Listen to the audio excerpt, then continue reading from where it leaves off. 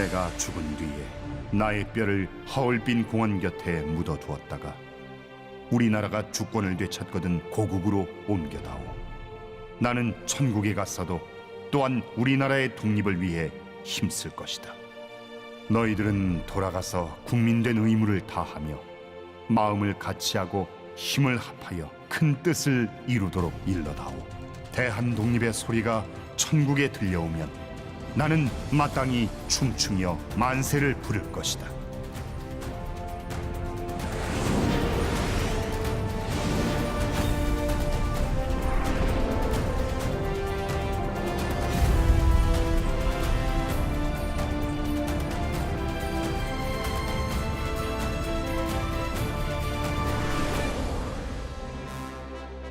안녕하세요. 저는 충남대학교 이성우라고 합니다.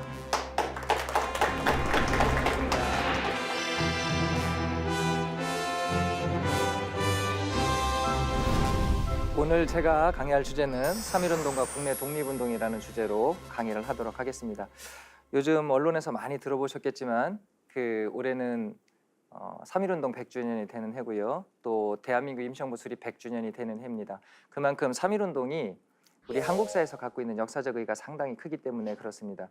사실 우리 독립운동사를 보게 되면 1919년을 기준으로 해서 독립운동 방향이 바뀔 정도로 3.1운동은 아주 중요한 역할을 했습니다. 그래서 시기 구분을 할 때도 저희 이제 독립운동사는 1910년대, 20년대, 30년대 이렇게 구분을 하는데 1919년이면 10년대잖아요. 그런데도 불구하고 3.1운동이 역사적으로 너무 의미가 크기 때문에 우리가 1920년대 할 때는 1919년부터 이렇게 할 정도로 3.1운동은 아주 중요한 의미를 갖고 있습니다. 그래서 오늘 3.1운동의 배경, 또 전개 과정, 그리고 역사적 의의를 배우고요. 그 다음에 3.1운동 이후에 국내 독립운동을 이제 제가 수업을 할 텐데 주제상 3.1운동을 좀 많은 분량을 하고 국내 독립운동은 조금 다 할 수는 없으니까 약간 줄여서 좀 제가 강의를 하도록 하겠습니다. 일단 3.1운동 다들 들어보셨을 거예요. 1919년 3월 1일 날 만세운동 한 거를 다들 아실 텐데 근데 이 3.1운동이 일어나게 된 배경이 있습니다. 사실은 이 배경이 여러 가지가 있는데요.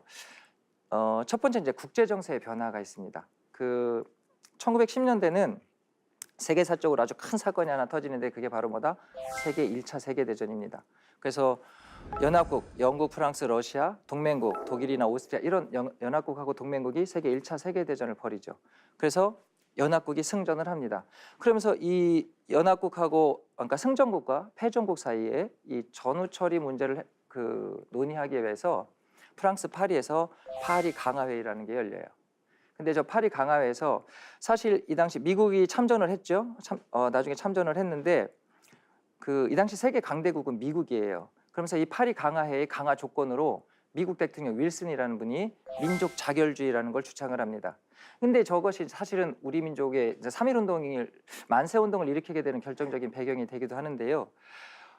미국 대통령 윌슨이 1918년 연두 교서에서 민족 자결주의를 얘기를 하고 파리 강화회의에서 강화 조건으로 민족 자결주의를 얘기를 해요. 이건 뭐냐면 각 민족은 정치적 운명을 스스로 결정할 권리가 있다라는 겁니다. 다른 민족한테 간섭을 받지 않을 권리가 있다라는 건데 이런 거죠. 지금 제국주의 식민 지배를 받고 있는 나라들은 그들의 운명을 스스로 결정할 권리가 있다. 쉽게 말하면 독립하라는 얘기예요. 그런데 문제는 미국 대통령 윌슨의 민족 자결주의는 패전국의 식민 지배를 받고 있는 나라들이 독립하라는 뜻이에요. 그러니까 연합국 승전국의 식민 지배를 받고 있는 민족은 예외예요. 그러니까 미국이나 이 연합국 측에서 의도했던 것은 이 당시 1차 세계대전의 제일 큰 전범국이 독일이죠. 독일을 비롯해서 이 동맹국들의 식민 지배를 받고 있는 나라들을 독립시켜서 이 패전국의 이제 영향을 좀 떨어뜨리기 위한 그런 의도로 민족 자결주의를 주창을 했어요. 그러니까 동맹국의 영토를 이제 민족에 따라서 여러 국가로 분리하고자 했던 그런 의도를 갖고 있었던 건데 그러니까 사실은 승전국의 식민 지배를 받고 있는 나라들은 이게 예외였어요. 자, 그러면 우리는 일본의 식민 지배를 받고 있죠. 1919년에는 18년에는. 자, 그러면 일본은 연합국 측에 있었을까요? 동맹국 측에 있었을까요? 쉽게 말하면 승전국 쪽에 있었을까요? 패전국 쪽에 있었을까요? 승전국 쪽에 있었어요. 그렇다 보니까 이 미국 대통령 윌슨의 민족 자결주의는 사실은 우리한테는 그렇게 크게 적용되는 건 아니었어요. 그런데도 우리 독립운동가들은 세계 최고 강대국인 미국 대통령 윌슨이 민족 자결주의를 주창을 하고 각 민족의 운명은 스스로 결정할 권리가 있다라고 주장을 하다 보니까 이거에 대해서 고무되기 시작을 했습니다. 일단 국제적 정세가 우리가 독립할 수 있다라는 그런 메시지를 전달하기 시작을 했다라는 거죠. 네, 이게 첫 번째 원인이고요. 두 번째는요, 그 3.1운동의 배경인데 일제 식민 통치예요. 일제 식민지 수탈 정책이라고 합니다. 1910년 8월 29일 날 일본이 우리를 한일 강제병합한 이후부터 식민 지배를 하기 시작을 하죠. 근데 일본 애들은 독특한 통치 방식을 써요. 무단 통치라고 합니다. 3.1운동 전까지 헌병과 경찰을 동원해서 억압적인 통치를 하기 시작해요. 이 일본의 무단 통치는 전 세계 제국주의 국가들이 식민 지배를 하는 상황에서 유례를 찾아보기 어려운 아주 폭압적이고 억압적인 그런 무단 통치였어요. 아주 살벌했다라고 할 수가 있어요. 그런데 특히 1910년대 일제 침략 정책인데 그 중에서도 토지 조사 사업이라는 게 있습니다. 그러니까 일본은 1910년대 무단 통치를 실시를 해요. 간단한 거예요. 식민지 조선의 민중들을 총칼로 억압하면 찔거 누르기만 하면 식민지 조선인들은 순응하고 따라올 거라고 생각했던 거죠. 그리고 또 경제 정책을 쓰는데 그게 뭐냐면 토지 조사 사업이라는 거예요. 사실은 3.1운동이라는 것은 대다수 민중들이 전개한 만세운동이거든요. 그러면 각각의 그 많은 민중들이 자기들이 독립하겠다는 그런 의지가 없다고 한다면 참여할 수 없는 거죠. 근데 1910년대 일제 대표적인 경제정책인 토지조사 사업을 실시한다. 이게 피해를 너무 많이 봤던 조선의 민중들이 독립이 필요하구나. 식민통치라는 것은 극복해야 되겠구나라고 인식을 하기 시작을 한 거예요. 그 대표적인 게 토지조사 사업입니다. 일본 애들은 한일 강제병합 직후부터 1918년까지 우리나라, 한반도인 우리나라 사람들이 갖고 있는 토지를 조사를 해요. 얘들은 그럼 이 토지를 왜 조사를 했느냐?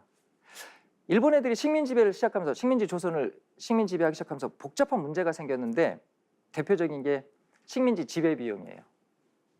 예를 들면 우리가 현재 우리나라 올해 예산이 400조다. 그러면 우리가 내년부터 일본을 식민 지배한다. 그러면 예산이 얼마 필요한 개념이 돼요? 800조가 필요한 개념이 되는 거죠. 쉽게 말하면 일본 애들도 조선을 식민 지배하기 시작하면서 뭐가 발생했냐면 식민지 지배 비용이 들어가기 시작했어요.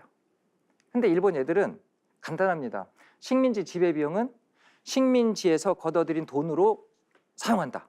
이렇게 원칙을 세워요. 그런데 이 당시에 그렇다고 한다면 식민지 조선에서 세금을 걷어들여서 그걸로 식민 통치를 사용하려 자금으로 쓰려고 그러는데 이 당시 우리나라 산업 구조를 보면 대부분 농업이거든요. 그러다 보니까 확실하게 세금을 걷어들일 수 있는 재원이 뭐다? 토지세라고 생각한 거예요. 토지에서 세금을 걷어들여서 식민지 지배 비용으로 사용할 생각을 하기 시작을 해요. 그래서 토지 조사 사업을 합니다. 토지 조사 사업이라는 건 이런 거예요. 이런 면적이 있어요. 그러면 이 토지의 면적이 얼마고 소유자가 누구다를 인정하는 제도예요. 시스템이에요. 근데 참 희한한 건 뭐냐면 그냥 조선인들이 갖고 있는 토지를 조사를 했을 뿐이에요. 근데 토지 조사 사업이 딱 끝난 다음에 결과물이 뭐였냐면 식민지 조선인들이 갖고 있던 토지의 50% 이상이 일본인 토지로 바뀌어버려요. 조사를 했는데 왜 바뀌었느냐? 일본 애들이 아주 독특한 독특한 방법을 쓰는데 토지를 조사를 하려면 지금 같으면 전수조사를 해야 되잖아요. 다 조사를 해야 되잖아요. 근데 일제는 토지조사하면 그렇게 하지는 않았어요. 어떻게 했냐면 신고지 원칙이라는 걸 고수합니다. 이 토지가 제 토지예요 라고 신청하는 사람만 조사를 했어요. 그러다 보니까 신고하지 않은 토지들이 엄청나게 나오기 시작을 했다는 거죠. 미신고 토지들이 속출하기 시작했어요. 학교에서 이런 강의를 하면 학생들이 그런 질문도 해요. 교수님 왜 신고를 안 했어요? 신고를 하면 되죠. 이런 얘기를 해요. 근데 신고하지 않은 토지들이 많았었던 이유가 있어요. 이게 1910년대죠. 일본이 식민 지배하기 시작하면서 바로 토지조사 사업을 실시했어요. 우리가 이제 한말 국권회복 운동이라고 하거든요. 1910년 한일 강제병합 직전에 일본으로부터 국권을 회복하자라고 해서 의병 전쟁하고 계몽 운동이 일어나요. 근데 그 마지막 의병이 1914년까지 활동을 해요. 자, 그러면 식민지 조선인들 한번 생각을 해보겠습니다. 1910년에 한일 강제병합 됐어요. 외놈들이 우리나라를 뺏어갔어요. 그리고 막 의병들은 아직도 1914년까지 나라를 되찾겠다고 의병 전쟁 벌이고 있어요. 그런 상황에서 일제가 시행하는 어떤 정책에 대해서 협조할 수 없다는 생각이 있겠죠. 쉽게 말하면 일본에 대한 감정이 안 좋았어요. 그러다 보니까 신고하지 않은 분들이 속출했고요. 이해되셨죠? 그러니까 일본이 시행하는 통치 정책에 대해서 협조하지 않겠다는 생각이 많았기 때문에 반일 감정 때문에 또 하나는 홍보 부족이에요. 얘들이 막 적극적으로 홍보해서 토지조사 사업 하세요 뭐 이렇게 한 건 아니거든요. 그러다 보니까 토지조사 사업을 하는지조차도 모르고 기간이 지나가는 경우도 있어요. 그러니까 정확하게 말하면 신고지 원칙이란 거예요. 자발적 기한부 신고제. 스스로가 일정 기간 안에 토지조사 사업 신청서를 내야만 토지조사를 해주는 거예요.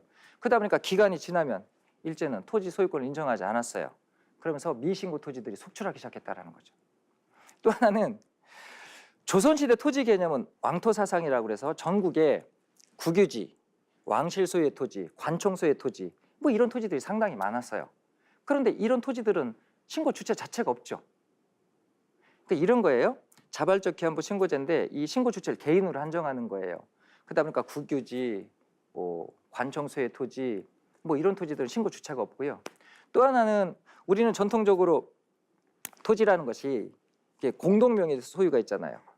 뭐 이게 4명이 소유권을 갖고 있다든지 또는 뭐 문중수의 토지라든지 그렇죠. 뭐 동네가 갖고 있는 토지 이런 토지들도 상당히 많았는데 이런 토지들도 신고 주체 자체가 없어져 버리는 거예요. 그럼 이런 토지들은 그냥 기간이 지나면 미신고 토지가 돼버리고 이것은 조선 총독부한테 귀속되고 얘들은 이걸 어떻게 했느냐. 1910년대에 되면 일본에서 많은 사람들이 조선으로 건너와요. 그 조선으로 식민지 조선으로 건너오는 일본인들한테 거의 무상으로 나눠주기 시작을 했어요.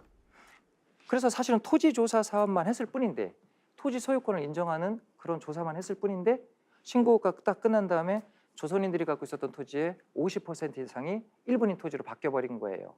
그러다 보니까 식민지 지배 정책에 대해서 상당히 불만이 고조되기 시작을 했습니다. 정리를 해보면 일제 경제적 약탈이죠. 식민지 지배 비용을 식민지에서 조달하려는 그런 목적으로 토지 조사 사업이 실시됐고요.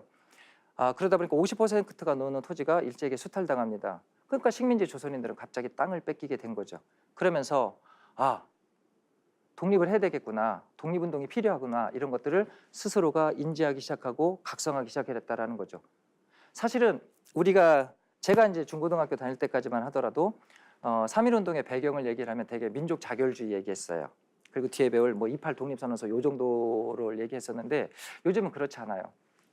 요즘은 저 토지조사 사업, 일제 식민지 수탈 경제 체제 이것이 3.1운동의 가장 큰 원인이다 이렇게 보고 있습니다. 네.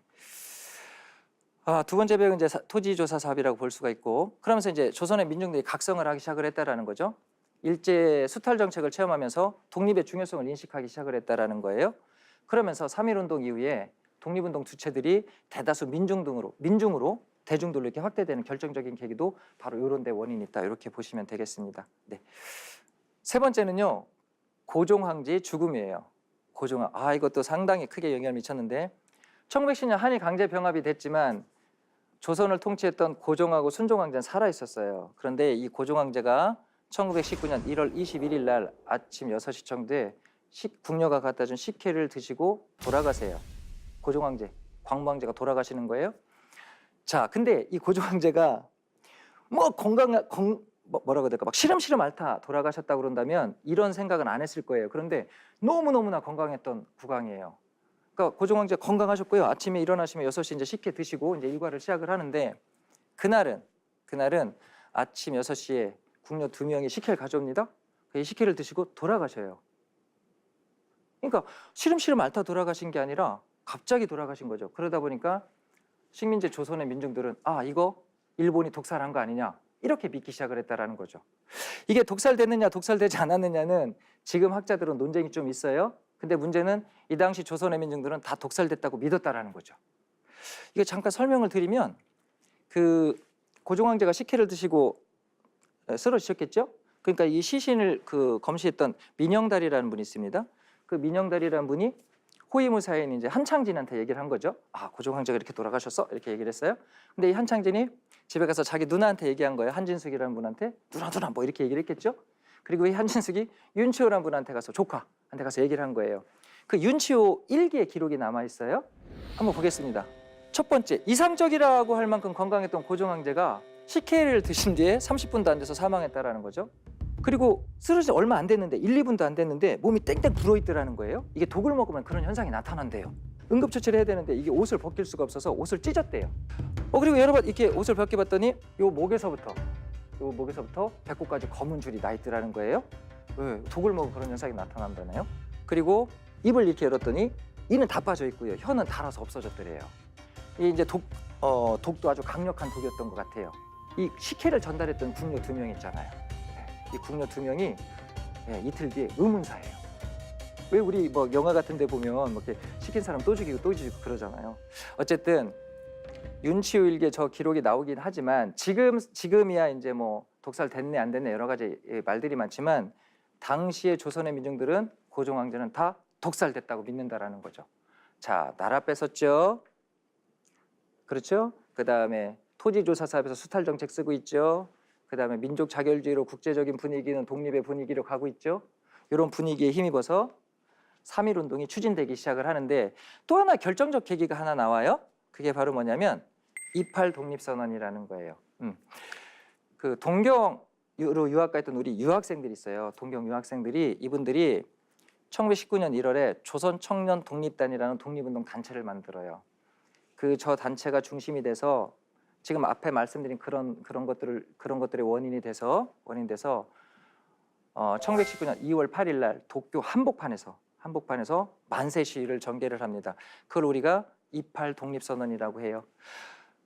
조선 청년 독립단을 결성했던 분들이요. 최팔령, 김도연, 백관수, 송계백 이런 분들이 이제 이 조선 청년 독립단의 주축 세력이 되고 이분들이 중심이 돼서 2월 8일 날 동경 한복판입니다. YMCA 기독교 청년회관이라는 곳에서 유학생 200여 분이 모여서 만세운동을 전개를 해요. 이분들 대단하십니다. 그 일본에 와 있는 각국 대사관, 또 공사관, 일본 정부, 일본 국회에다가 독립선언서를 보내고 청원서를 보내는 활동을 해요.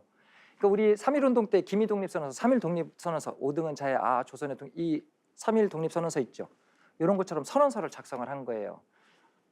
그 선언서를 각국 대사관, 공사관, 일본 정부에 전달을 했고 그리고 동경시내에서 만세 시위를 전개를 해요. 이거 대단한 거예요. 사실은 식민 지배를 받고 있는 제국주의 일본의 수도 한복판에서 그것도 식민 지배를 받고 있는 조선의 유학생들이 만세 운동을 전개를 했다라는 거죠. 일제한테도 큰 충격을 줬고요. 이 소식이 국내로 전달이 돼요. 자, 그러면 국내에서도 만세 독립을 해야 되겠다는 그런 기운들이 일어나고 있었는데 동경에서 그것도 어린 유학생이니까 학생들이겠죠. 그 유학생들이 만세 운동을 전개를 했다라는 소식이 전해지면서 국내에서도 이런 것들을 추진해야 되지 않겠느냐 이런 분위기가 이제 형성되기 시작을 했다라는 거죠. 특히 요 만세 운동을 전개했던 송계백 선생이 있습니다.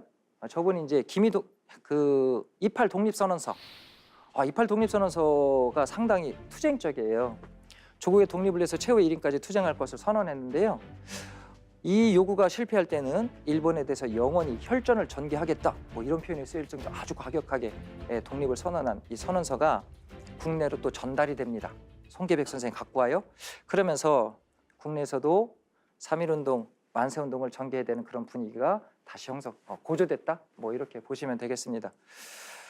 자, 정리를 해보겠습니다. 그래서 3.1 운동의 배경은요.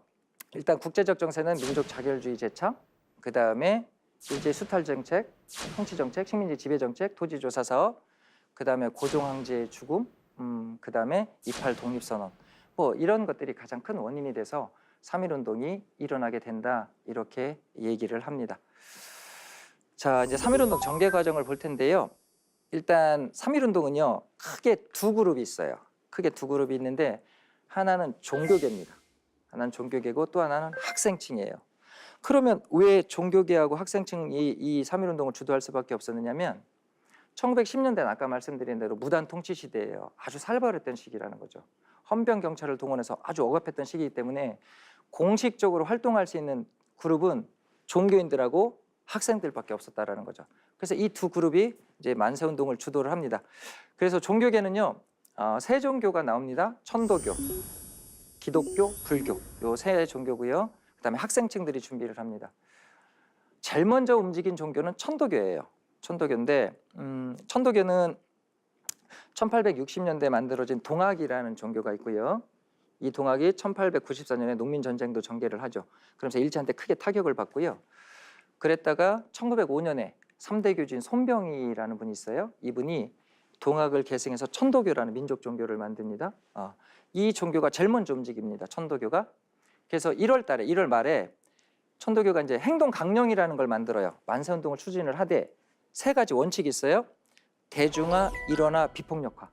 이게 이제 행동 강령이에요. 만세운동을 전개를 하되 이 세 가지 원칙을 지키자라는 거죠. 일원화, 대중화, 비폭력화. 이게 일원화하고 대중화라는 것은 이런 거죠. 종교 조직뿐만 아니라 만세운동을 전개를 할 때 어떤 특정 민족 지도자나 영웅들이 만세운동을 하면 안 되고 일반 대중들이 해야 된다라는 거예요. 특히 여러 군데에서 추진하면 안 되고 하나의 조직체로 움직여야 된다라는 거죠. 그래서 이해관계를 떠나서 조국의 독립이 우선 과제로 인식한 결과물로 대중화, 일원화라는 원칙을 하나 세우고요. 또 하나는 지금 천도교잖아요. 그리고 3.1운동은 이제 종교계가 주도하다 보니까 이분들은 종교인들이다 보니까 폭력성을 싫어해요. 그다음에 그 원칙을 비폭력성, 이렇게 세 가지 원칙을 세우는 거예요. 저는 개인적으로 우리 이제 3.1운동 얘기를 할 때 비폭력성을 상당히 강조를 하죠. 3.1운동은 비폭력 투쟁이었다 이렇게 얘기를 하는데 방법론상으로 봤을 때는 저는 개인적으로 폭력성을 띄었어야 된다라고 생각을 해요. 왜냐하면 사실 우리 3.1운동 전개했던 분들 증언을 들어보시면 장날에 장터에 가서 태극기 들고 만세를 하면 외놈들이 돌아가고 조국이 독립될 줄 알았다라는 거죠.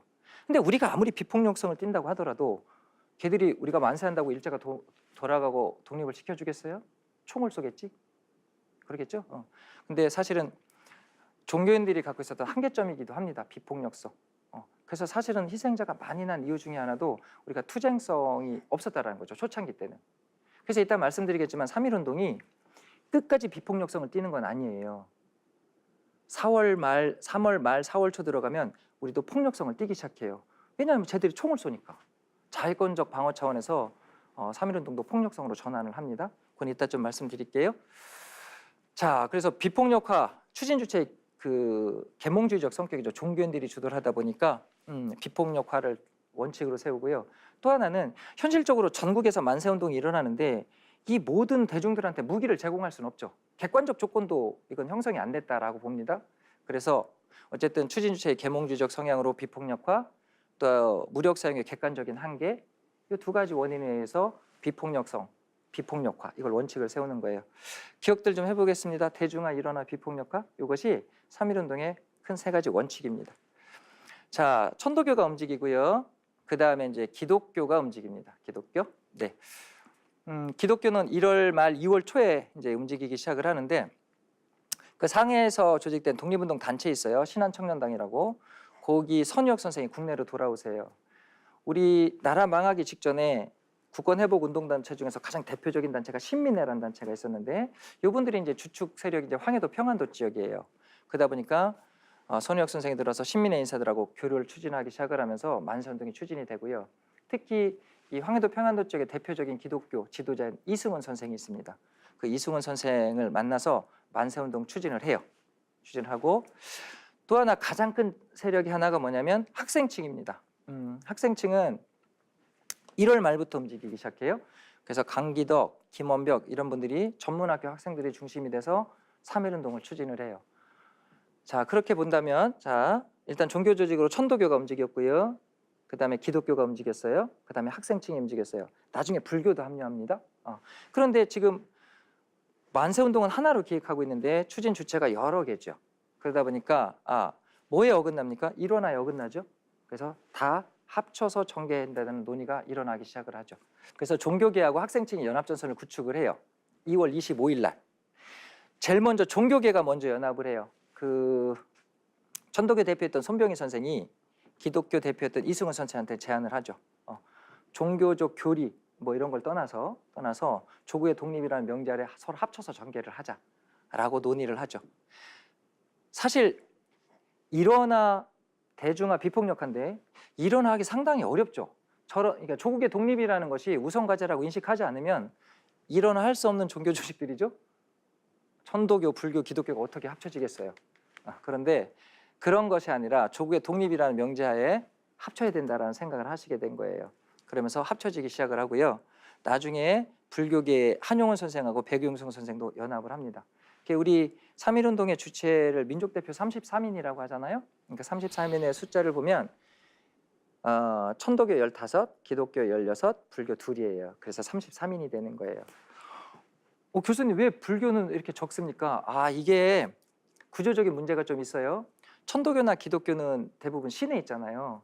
그렇기 때문에 이게 민족 대표 선정이라든지 추진 주체가 빨리빨리 연락을 할 수 있는데, 불교는 이게 산속 깊숙한 곳에 있잖아요. 뭐 한 분은 뭐 내장산, 한 분은 뭐 속리산, 이게 좀 어려워요. 그래서 서울에 계셨던 두 분만 일단 참여를 하는 걸로 이렇게 결정이 됩니다. 그리고 학생층은 2월 25일 날 합니다. 그 천도교와 기독교 연합체의에 동의를 해서. 그래서 최종적으로 연합전선 다 일어나게 되는 것은 2월 25일이죠. 2월 25일 날 합쳐집니다.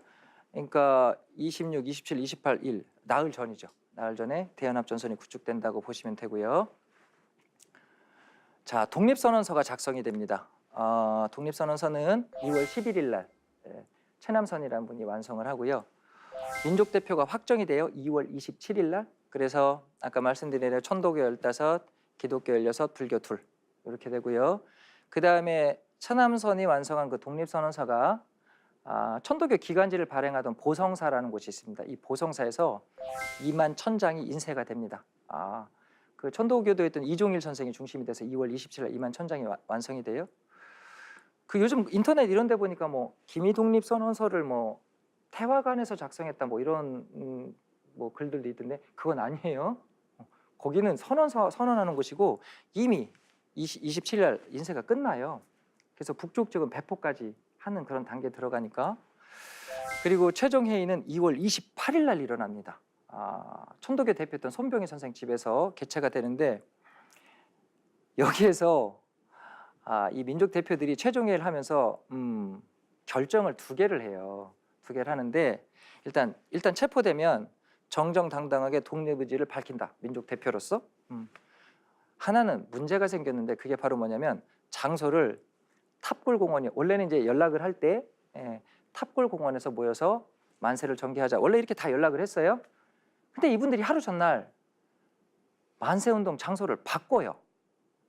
원래는 탑골공원이었는데 이 민족 대표 이분들이 무슨 생각을 하냐면, 야, 서울 탑골공원에 그렇게 많은 사람들이 모일 텐데 잘못하면 이게 폭력성을 띨 수도 있다. 지금 비폭력성이잖아요.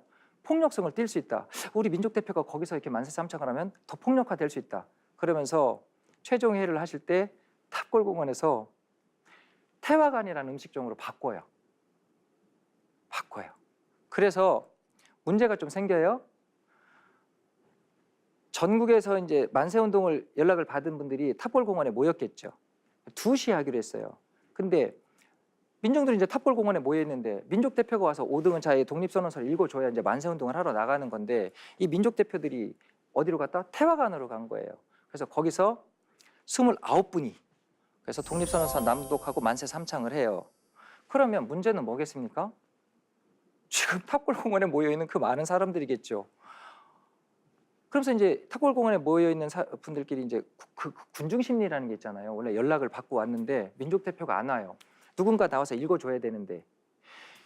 그러면서 이제 그런 거 있잖아요. 모임을 갔는데 이제 원래 하던 대로 안 되니까 자꾸 군중 심리가 막 일어나니까 오늘이 아닌가? 뭐 이런 생각? 원래 3.1운동은요. 원래는 1919년 3월 3일 날 일으키려고 그랬었어요. 그게 뭐냐면 민족이 이렇게 생각을 합니다. 고종 황제 상여였죠. 상여가 나가는 날, 인산일이라고 하는데 그 인산일이 3월 3일이에요. 자, 그러면 옛 국왕이 죽었기 때문에 전국에서 정말 많은 사람들이 국왕의 상여가 나가는 날 거기 와서 이제 참석을 하겠죠. 그 참석하는 분들한테 태극기 나눠주고 기미 독립선언서 나눠주고 만세운동을 전개하자. 이게 원래 계획이에요. 3월 3일 날. 그런데 민족 대표들이 날짜를 바꿔요. 왜냐하면 고종 황제 상여 나가는 날 서울시내에서 만세운동을 벌이면 상여가 잘 못 나가겠죠. 뭐 우리 뭐 상갓집 가서 막 그런 것처럼 난장 피는 것처럼 안 된다고 생각해요. 그럼 어떻게 할 거냐? 하루 땡기자라고 그래요. 3.2 독립운동을 할 뻔을 했는데 1919년 3월 2일은 일요일이에요. 다시 한번 들어가 보겠습니다. 종교 조직 3개 중에 하나가 뭐 있다고요? 기독교가 있잖아요. 일요일은 주일이죠. 많은 걸 생각하셨어요. 네. 일요일은 안 된다는 거예요. 기독교 측이 반대를 했겠죠. 네.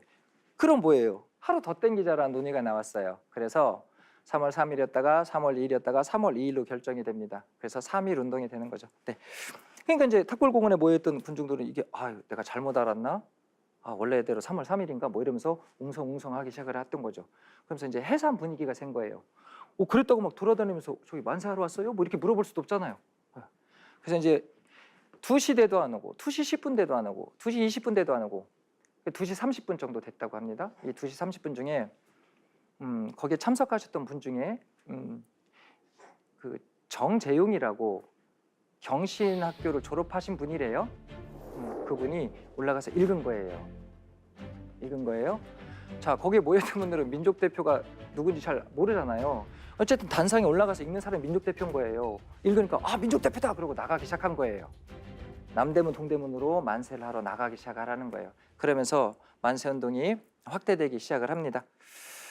자, 일단 그래서 서울에서는 탑골공원에서 시작을 하고요. 이 당시 이제 평양 3월 1일 날 평양, 진남포, 안주, 의주, 선천, 원산 이런 곳에서도 만세운동이 동시에 일어나요.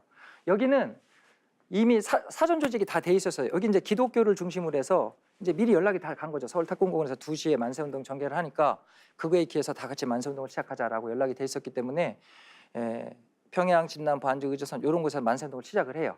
그러니까 서울하고 북한 지역에서 이제 만세운동이 시작된 거죠. 자, 이게 이제 전국적으로 확대되기 시작을 합니다. 그래서 3.1 운동은요. 학생들한테서 받으면 3.1 운동은 3월 1일 날 하루 딱 한 줄 알아요. 그게 아니라 3월 1일부터 5월 말까지 전국에서 만세운동이 전개돼요.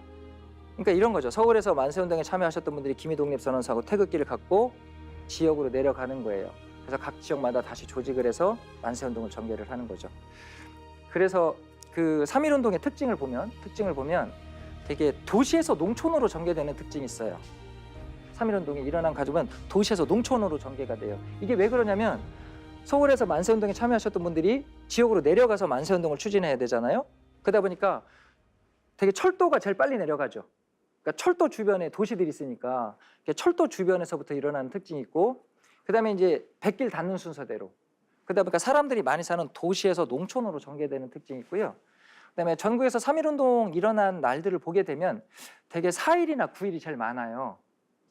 장날 이용하는 거예요. 맞습니다. 장날 이용하는 거예요. 이게 지금같이 막 건물들이 많지 않아요? 많잖아요. 이거 뭐 아침부터 태극기 들고 나면 다 잡혀요.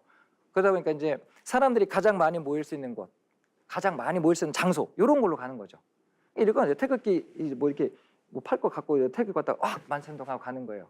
그래서 되게 도시에서 농촌으로 전개되는 특징이 있고, 또 하나는 주로 장날을 이용하는 경우가 있어요. 되게 3.1 운동 일어난 유적지 가보시면 거기 이제 며칠 날 일어났다 그러면 되게 그 표지석들이 장날이거나 장터에 있을 거예요. 그게 이제 3.1 운동이 대다수 민중들이 하다 보니까 많이 모일 수 있는 곳, 그리고 들키지 않고 모일 수 있는 곳, 그냥 장보러 나오는 것처럼 나타 만세운동 하는 거예요. 그런 특징들이 있어요. 그래서 3월부터 5월 말까지 전국에서 만세운동에 참여를 하는데, 박은식 선생님이 쓴 독립운동 지열사에 보면 전국 211개군이래요. 전국 211개군에서 1542회가 일어났고요. 202만 명이 참여했대요. 교수님 얼마 안 되네요. 아니에요. 제가 정확하게는 모르겠지만 이 당시 군이 220개 군으로 알고 있어요. 그러면 9개 정도 군 빼고는 다 일어났다고 보면 되는 거죠.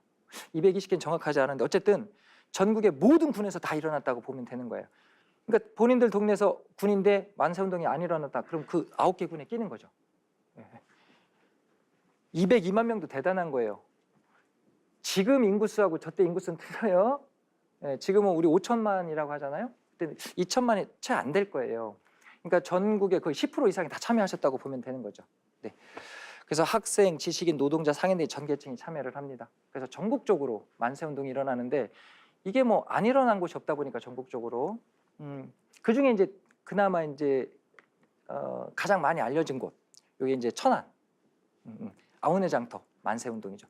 여기가 다들 아시죠? 유관순 열사. 네, 요새 언론에 하도 많이 나와서 그 아우네 장터 3.1 운동은 유관순 열사가, 이분이 유관순 열사가 이화학당에 다니고 있었어요. 이 만세운동이 일어날 때 1학년 학생이었는데 서울에서 만세운동에 참여를 합니다. 그런데 서울에서 만세운동이 너무 확대되다 보니까 일본 애들이 서울에 있는 모든 학교를 휴교령을 내려요. 더 이상 학교를 다닐 수가 없어요. 유관순 열사가 기미 독립선언서를 갖고 고향 목천으로 내려가죠. 병천으로 내려가요. 병천으로 내려가서 병천, 뭐 천안, 그 연기, 뭐 청주 뭐 이쪽 인근 지역을 돌아다니면서 3.1운동을 기획을 해요. 그래서 1919년 4월 1일 날 아우네 장터에서 만세운동이 일어나는데 그것을 우리가 아우네 장터 만세운동이라 하죠. 4월 1일 날 일어나고요. 그 전날에 이제 그 유관순 열사 생가 반대편에 가면 이제 매봉산이라는 산이 있어요. 거기서 횃불 봉화도 올리고 그래요. 그래서 4월 1일 날 만세운동이 시작되는데 시위가 상당히 과격했어요. 과격해서 물론 우린 비폭력이죠. 우린 비폭력인데 일본 헌병들이 총을 쏘죠. 그래서 현장에서 유관순 열사 아버님이 돌아가시죠. 유중권 선생이라고 돌아가시고 현장에서 총을 맞으세요. 그리고 그걸 말리던 유관순 열사의 어머니도 돌아가시죠.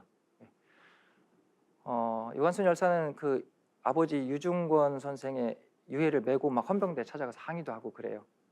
그래서 체포가 되십니다. 체포가 되셔서 천안이니까 이제 관할 법원이 공주지방법원이 돼요. 공주지방법원에 와서 재판을 받는데 여기 투옥됐을 때 유관순 열사 오빠 있어요. 오빠 유우석이라고. 이거는 공주 영명학교 학생이었는데 그 영명학교 3.1운동을 주도하다가 투옥된 거예요. 그러니까 동생 유관순은 천안에서 3.1운동 돼서 공주에 투옥돼 있고 그 오빠는 공주 영명학교 3.1운동을 주도해서 투옥돼 있고 그래서 오빠하고 동생이 같이 투옥돼 있는 상황이 연출돼요. 그러다가 유관순 열사가 이제 재판을 서울로 가죠. 경성복심법원으로 가면서 서대문 형무소에 투옥되는 겁니다. 그래서 우리 유관순 열사 이렇게 사진 보면 이렇게 그 수영이 카드라고 그러거든요. 그게 서대문 형무소에서 찍은 거예요. 뭐 유관순 열사 대단하죠. 뭐 제가 뭐 더 말이 필요 없는 분인데 재판 과정에서도 대단합니다.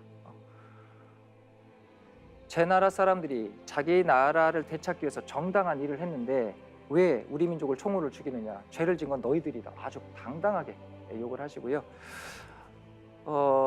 가진 고문을 다 받으시죠. 그래서 1920년 9월 달에 서대문 형무소에서 옥사를 하신 분이 유관순 열사라고 할 수 있습니다. 어쨌든 뭐 그 아우네 장터뿐만은 아니에요. 전국적으로 다 일어나니까 이제 가장 많이 알려진 분을 설명하다 보니까 아우네 장터 설명한 거고 어쨌든 도시에서 농촌으로 그다음에 3월 말 이후에 폭력적 투쟁을 뛴다. 제가 아까 말씀드렸죠.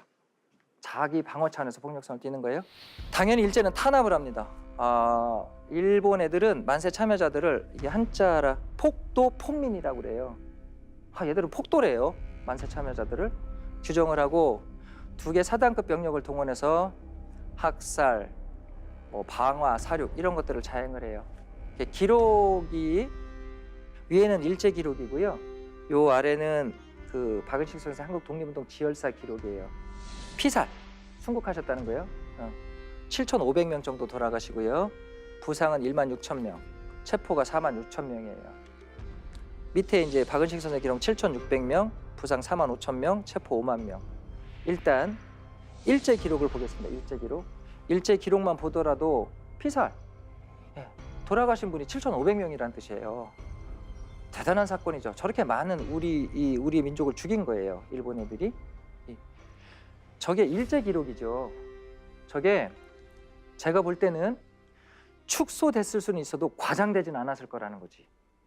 이게 축소는 일본 애들이 일제 애들이 축소는 시켰을지언정 과장을 시키지 않았을 거라고 봐요. 그러면 최소 인원이라고 봐야 된다라는 거지. 그렇다고 한다면 7,500명 이상을 사륙한 사건, 탄압했다라는 거죠. 이게 이제 3.1운동. 그러니까 상당히 많은 분들이 현장에서 돌아가셨고요. 부상도 16,000명, 체포도 4만 명 이상. 최소 기록이라고 보면 됩니다. 저렇게 많은 희생자를 낸 운동이기도 합니다. 3.1운동은. 네. 그래서 우리도 저항을 하죠. 헌병 분경서라든지 군청이라든지 면사무소라든지 우편소 등을 공격을 해요. 이건 어쩔 수가 없었어요. 우리는 비폭력인데 얘들은 무자비한 탄압을 하거든요. 총을 쏘거든요. 그러면서 일제에 대한 무자비한 탄압에 대한 자위권 방어 차원이에요. 그래서 3.1운동이 끝까지 비폭력은 아니고 3월 말 들어가면 폭력성을 띠기 시작한다 이렇게 얘기를 합니다. 이게 이런 거예요. 그러니까 민족 대표들은 종교 지도자들이죠. 그러다 보니까 투쟁성이 조금 결여되죠. 종교인들이다 보니까 이런 민족 대표의 개량주의적 성격이 비폭력이라는 원칙을 세웠지만 실제로 이게 현장에서 대다수 민중들이 만세운동을 전개할 때는 이거는 혁명투쟁으로 전환될 수밖에 없는 거야. 그래서 저렇게 얘기를 합니다. 민족대표의 계량주적 노선이 대중화 단계에 갔을 때 대중들이 실제로 현장에서 만세운동을 전개할 때는 투쟁성을 띨 수밖에 없었다라는 거죠. 그래서 혁명 노선으로 전환했다. 이렇게 평가를 합니다. 네. 자, 의의를 좀 보겠습니다. 의의를 좀 볼 텐데 3.1운동은 정말 많은 의의를 갖고 있어요. 근데 제가 다 말씀드릴 수는 없고 일단 민족사적 의의하고 세계사적 의의 두 가지로 좀 정리를 해볼 텐데요. 3.1운동은 첫 번째입니다. 우리 민족에게 독립을 달성할 수 있다는 자신감을 부여하기 시작을 했다는 거죠. 이게 어떻게 보면 3.1운동의 가장 큰 의의라고도 볼 수 있어요. 이런 거예요. 3.1운동 전까지만 하더라도 대다수 대중들은 독립운동이라는 것이 뭐 민족 지도자들이나 아니면 뭐 영웅들이나 뭐 이런 사람들이 하는 개념으로 이해했을 수도 있어요. 근데 실제로 본인들이 직접 만세운동에 참여했잖아요. 그러면서 이렇게 조선의 민중들이 다 같이 독립에 대한 열망을 표출하고 독립운동을 전개를 한 것이 3.1운동이란 말이죠. 그러다 보니까 이렇게 다 같이 독립운동을 하게 되면 독립을 할 수 있겠구나 라는 그런 희망을 갖기 시작을 했다라는 거예요. 가장 큰 의의라고 저는 생각을 해요. 일단 민중들이 3.1운동을 계기로 해서 독립을 달성할 수 있다는 강한 자신감을 가졌다라는 거고, 둘째는요. 자, 3.1운동이 일어나기 시작하면서 전 세계 언론들이 우리나라 3.1운동을 보도해 주기 시작을 했어요. 특히 중국 신문들이 상당히 열심히 보도했고요. 외국 기자들도 3.1운동을 상당히 많이 보도를 해줬는데 세계 언론이 이렇게 평가를 해요. 3.1운동 자세히 보도를 하면서 3.1운동을 상당히 긍정적으로 평가를 하고요. 이 조선이란 나라는 언젠가 독립을 할 수 있는 국가구나. 이런 형태의 보도들이 나가요. 그러면서 전 세계인들이 한국의 독립을 확신하기 시작을 했다라는 거. 또 하나는 아까 말한 것처럼 그렇게 많은 우리 만세 참여자들 탄압하지 않습니까? 그러면서 우리 독립운동에 대한 의지도 전 세계에 알리는 계기도 됐고 일제 식민지 지배 정책이라든지 일제 탄압을 전 세계에 알리는 아주 절호의 기회가 됐다. 이렇게 말을 할 수가 있습니다. 또 하나인데요. 독립운동의 참여 주체가 대중으로 확대됐다라는 거예요. 이게 제가 아까 식민통치 얘기하면서 토지조사 사업 얘기를 하고 민중들의 각성이 일어났다고 그랬죠.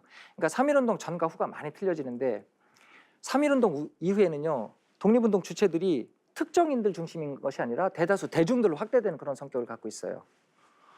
왜 그러냐? 3.1운동 실제로 참여하신 분들이에요. 종교인들, 학생들, 노동자, 농민들이 만선동의 주체가 됐죠. 그러다 보니까 이전까지는 어떤 민족 지도자들이나 뭐 이런 사람들이 하는 것이 아니라 이제 독립운동 주체는 본인들이라고 생각을 하는 거야. 일반 대중들로. 그러면서 3.1운동 이후에 정말 많은 사람들이 독립운동에 참여하기 시작합니다. 그래서 3.1운동 이후에 우리 독립운동의 특징 중에 하나는 좀 어려운데 사회운동이라고 그래요. 뒤에 이제 국내 독립운동 할 때 잠깐 말씀드리겠지만 사회운동이라고 전개되는데 이런 거예요. 청년운동, 노동운동, 학생운동, 여성운동, 형평운동 이런 것들이 이제 사회운동이라고 그러는데 왜 이런 형태로 전개가 되냐면 이런 거예요. 제가 농민이었었어요. 농민으로 3.1운동 참여했어요. 우리가 이제 독립운동의 주체구나 라고 시작해서 농민운동 하는 거예요. 노동자 참여해서 노동자. 그래서 3.1운동의 대다수 대중들이 본인들의 직업을 갖고 있는 그 현장에서 독립운동을 전개를 하는데 이런 걸 우리가 사회운동이라고 그래요.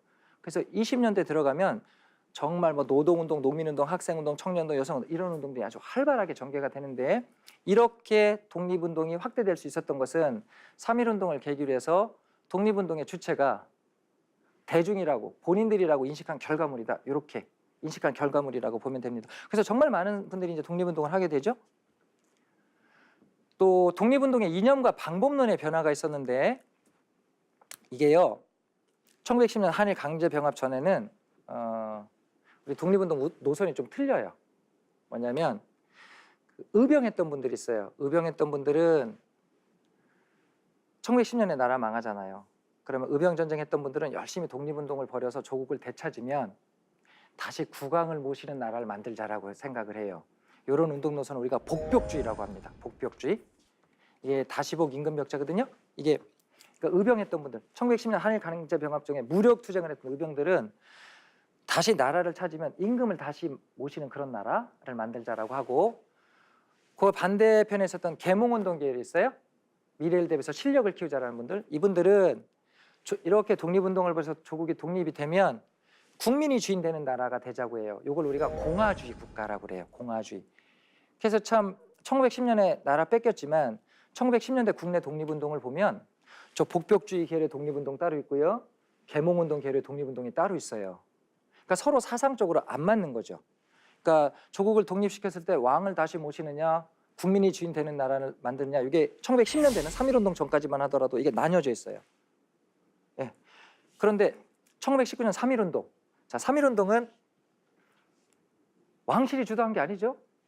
그렇죠? 예. 대다수 민중들이 주도를 했단 말이죠. 그러다 보니까 3.1운동 이후에는 국왕을 다시 모시자라는 복벽주의 노선은 쇠퇴를 해요. 그리고 국민이 주인 되는 나라가 되자는 공화주의 노선이 대세가 돼요. 그래서 1919년 이후에 상해에서 대한민국 임시정부가 만들어지는데 그 임시정부도 복벽주의 형태가 아니라 공화주의 형태로 만들어지는 거예요. 다음 시간에 배우실 거예요. 대한민국 임시정부 배우실 때 임시헌장에 제1조에 그게 들어가요. 대한민국은 민주공화제 국가로 함이라고 나오는데 그게 바로 1919년 3.1운동을 계기로 해서 독립운동의 주체들이 대다수 국민들이 되면서 국민이 주인 되는 나라를 만들자라는 이런 공화주의가 대세가 됐기 때문에 그런 거예요. 그래서 이 대한민국 임시정부 또는 공화주의 노선이 우리 독립운동을 주도하면서 1945년 광복이 됐을 때 우리나라가 공화주의 정체를 띠는 이유도 바로 거기에 있어요. 만약에 저 복벽주의 노선이 주도가 됐다고 한다면 전제 군주 국가는 아니더라도 지금 일본처럼 입헌 군주제 국가는 돼 있을 수 있다라는 거죠. 뭐 경북궁에 우리 전하가 살겠죠. 그런데 변화가 일어나요. 왜? 3.1운동 때문에 그러는 거예요. 그러면서 대다수 국민들이 만세운동을 주도하다 보니까 이 공화주의가 독립운동의 주류를 형성하게 됩니다. 3.1운동이라는 게 그러는 거잖아요. 전 세계에다가 식민지를 바꾼 조선의 민중들이 우리가 자주 독립국임을 선언한 거예요. 그러다 보니까 자주 독립국인데 그걸 운영할 정부가 필요하다라고 인식을 한 거예요. 그래서 상해에서 대한민국 임시정부 수립이 되고요. 또 하나는 일본 얘들은 식민지 조선인들을 총칼로 억압해서 무력으로 찍어 누르기만 하면 순응하면 살 거라고 생각을 했어요. 그런데 이거에 저항해서 전국적으로 만세운동이 일어났다는 거죠. 그러면서 일본 애들이 깨달아요. 이렇게 억압만 하다 보면 식민 통치 자체가 어려워질 수도 있다. 그런데도 계속 무단 통치를 하게 되면 식민 통치 자체가 붕괴될 수도 있다라고 인식을 한 거죠. 그래서 무단 통치를 문화 통치로 전환을 해요. 약간의 유화적인 통치 방식으로 전환을 해요. 그랬다고 해서 무슨 무단 통치를 문화 통치로 전환했다고 해서 일제가 우리한테 무슨 큰 문화적 혜택은 준 건 아니에요. 자, 이제 세계사적 의의를 볼 텐데 세계사적 의의는 중국의 오사운동이 있어요. 우리나라에서 만세운동이 계속 전개가 되니까 전 세계 신문들이 보도했다 그랬죠. 특히 중국 신문들이 열심히 보도를 했는데 이 신문들을 접한 중국 사람들이 조선이라는 나라에서도 제국주의를 타도하기 위해서 저렇게 만세운동을 전국을 하는데 우리 중국이 가만히 있을 수 있지 않겠는가, 우리도 해야 된다라고 생각을 해요. 그래서 중국 베이징 대학 학생들을 중심으로 해서 반일 항쟁이 일어나게 되는데 이걸 오사운동이라고 합니다. 중국의 오사운동은 우리 3.1운동에 크게 영향을 받았다라고 하고요. 그 다음에 간디 아시죠? 간디? 인도 간디? 예. 인도는 이제 영국의 식민지배를 받는데 이 간디의 비폭력, 비협조 노선, 이것도 우리 3.1운동의 비폭력 노선을 채택한 결과다, 이렇게 얘기를 합니다. 네. 그래서 민족사적 의의도 있고 세계사적 의의도 있는데 이게 우리나라 독립운동이 아주 획을 그은 사건이기 때문에 그렇습니다. 대표적인 게 이제 1920년대 독립운동 중에 60만세 운동이라는 게 있어요. 3.1운동 이후에. 이거는 학생들이 주도를 합니다. 그러니까 이게 이 3.1운동 때도 학생들이 주축 세력이 되죠. 근데 이 학생들이 1920년대 이제 사회주의 사상에 들어오기 시작해요. 그러면서 사회주의 사상으로 무장한 학생들이 전개한 건데 순종 황제가 돌아가세요. 돌아가신 이 인산일을 계기로 해서 전국적으로 만세운동을 전개해보자 라고 해서 일어난 것이 60만세운동이에요. 그러니까 제2의 만세운동 개념이 되는 거지. 고종황제 돌아가시고서는 3.1운동, 그다음에 순종황제 돌아가시면 60만세운동. 근데 이 60만세운동은 1926년 6월 10일 날 일어나는데 원래는 그 사회주의 계열하고 천도교라는 종교하고 학생층들이 같이 하기로 했었어요.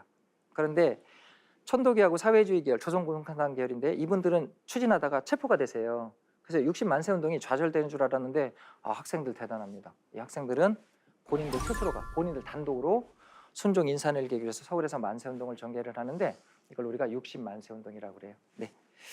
60만세 운동 의 잠깐 보고 가겠습니다. 비밀 조직 형태의 학생 운동이 대중적 차원의 민족 운동으로 발전했다라는 그런 의미를 갖고 있어요. 그다음에 민족주의 계열과 사회주의 계열의 연대를 마련한다. 이게 3.1운동 이후에 그 세계 사조 중에 하나, 가장 큰 사회 사조 중 하나가 사회주의라는 거예요. 사회주의라는 게 국내로 들어와요. 그러면서 우리 독립운동가들은 민족주의 계열하고 사회주의 계열하고 나눠서 독립운동을 해요. 근데 사실 합쳐서 해도 민족주의나 사회주의가 합쳐서 해도 독립이 될까 말까인데 서로 이제 이념상으로 나눠져 있죠. 이걸 합쳐서 해야 된다라는 것을 민족유일당 운동이라고 하는데, 이게 사상적으로 틀리다 보니까 이제 연합하기 좀 어려워요.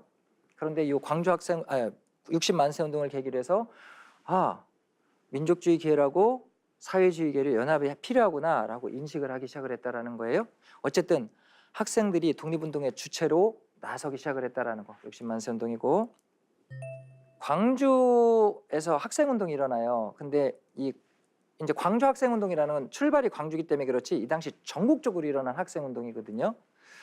일본 애들은 그 식민지 지배를 하면서 식민지 조선인들이 똑똑해지는 걸 원치 않아요. 우미나 정책이라고 그러지. 많이 배우면, 똑똑해지면 의식이 성장을 하죠. 그럼 저항성이 커지는 거야. 그러다 보니까 식민지 조선인들이 공부 많이 하는 걸 원치 않아요. 그래서 일본인 아이들이 다니는 학교하고 한국인 아이들이 다니는 학교 자체가 틀려요. 우리 한국인 아이들이 다니는 학교는 학제부터 틀려요. 우리 한국인 아이들이 다니는 학교는 뭐 땡땡 보통학교, 그 다음에 중등 가정은 땡땡 고등 보통학교. 그러니까 무슨 교육만 실시한다? 보통 교육만 실시한다라는 거예요. 고등 교육 하지 않고. 근데 식민지 조선에 살고 있는 일본인 애들 있겠죠. 일본 사람들 이사 왔겠죠. 걔들도 아이 낳겠죠. 그럼 걔들도 교육을 시켜야 되잖아. 근데 얘들은 일본으로 건너가면 학제가 틀리면 안 맞으니까 식민지 조선에 살고 있는 일본인 아이들은 일본 학제를 따라요. 우리랑 틀리게. 그래서 초등학교를 우리는 보통학교라고 그러고 걔들은 소학교라고 그래요. 그러니까 지금 일본하고 똑같은 거죠. 네.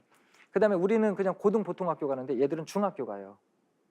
그다음에 중학교 간 다음에 일본 애들은 이 당시 고등학교는 없고 대학으로 가요. 일본인 대학. 근데 우리는 고등 보통학교 졸업하면 대학도 없어요. 한국인 아이들이 가는 대학은. 엄청난 차별 교육을 해요. 그리고 보통학교에서도 일본인 교사들이 이제 수업을 하다 보니까 민족적 차별이 상당히 심해요. 조선인 학생들에 대해서. 이런 것들. 그러니까 기본적으로 식민지 지배 정책, 그다음에 식민지 교육 문제, 민족 차별 이런 것들이 팽배하고 있는 상황에서 광주하고 나주를 통학하던 한국인 학생들하고 일본인 학생들 사이에 충돌이 일어나요. 그거를 계기로 해서 1929년 11월 3일 날 광주에서 대규모 시위가 일어나요. 그리고 이거에 영향을 받은 학생들이 전국적으로 동맹 휴학이라든지 그다음에 독립운동을 전개를 하게 되는데 이걸 우리가 광주 학생운동이라고 합니다. 그래서 잘 모르겠지만 우리 학생의 날이 11월 3일이에요. 그게 광주에서 광주 학생운동 시위한 날을 기준해서 정한 거예요. 광주에서 한국인 학생들이 총궐기를 합니다. 29년 11월 3일 날 목포, 나주 등으로 확대가 되고요. 그다음에 3.1운동 이후에 이게 최대 민족운동이 됩니다. 그러면서 이제 여기서도 학생들이 독립운동의 주역으로 성장하는 그런 모습들을 보여준다. 이렇게 얘기를 할 수 있습니다. 자, 아까 말씀드린 것처럼 1920년대 독립운동은 민족주의 계열하고 사회주의 계열로 나눠져 있어요. 이렇게 연합을 해서 독립운동을 전개해도 힘들 텐데 분리돼 있다 보니까 이걸 연합하자라는 운동이 벌어져요.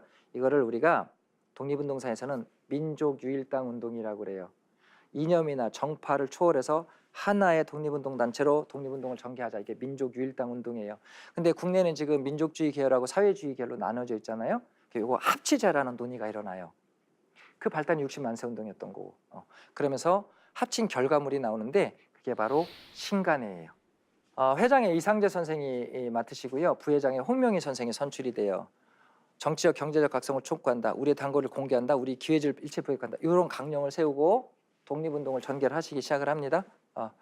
활동은 이런 것들을 합니다. 한국인에 대한 착취, 기간 철폐, 또 한국인 본인의 교육 실시, 민중 계몽 활동 이런 것들을 주로 했던 단체가 바로 신간회예요. 또 광주 학생운동을 지원하기도 하고 그러면서 국내에서 민족유일당 운동으로 신간회라는 것이 주식돼서 활동을 했다라는 겁니다. 물론 20년대는 이것부터 말고도 정말 많은 독립운동들이 전개가 돼요. 노동운동, 농민운동, 청년운동, 여성운동, 아까 말씀드린 사회운동도 일어나고요. 문화운동도 일어나고 그런 운동들이 국내에서 전개되고 이것이 이제 30년대까지 40년대까지 이어진다라고 볼 수가 있습니다. 그런데 아까 말씀드린 것처럼 그런 운동의 변화가 오는 계기도 뭐를 계기로 해서 일어난다? 3.1운동을 계기로 해서 일어난다라는 거예요. 그만큼 3.1운동은 우리 독립운동사에서 아주 큰 사건이라고 할 수 있겠고 독립운동의 분수령, 될 정도로 중요한 사건이라고 할 수가 있고요. 그 3.1운동이 일어난 1919년으로부터 올해 꼭 100년이 되는 해입니다. 100년이 되는 해. 자, 이 3.1운동을 계기로 해서 대한민국 임시정부가 만들어지죠. 그러죠? 대한민국 임시정부라는 것은 대한민국이라는 나라가 만들어졌고 그 나라를 운영할 주체를 만들었다라는 거예요. 대한민국 임시정부 강의 때 다시 들으시겠지만 즉 3.1운동을 계기로 해서 대한민국이라는 나라가 만들어지는 계기를 만들었다라는 거죠. 그래서 이게 같이 가는 거예요. 대한민국 건국 100년, 대한민국 임시정부 수립 100년, 3.1운동 100년 같이 가는 이유가 바로 여기에 있다라고 할 수가 있고 그 촉진제가 바로 뭐였다? 3.1운동이었다 이렇게 얘기할 수 있겠습니다. 3.1운동 강의는 여기서 마치도록 하겠습니다. 고생들 하셨습니다.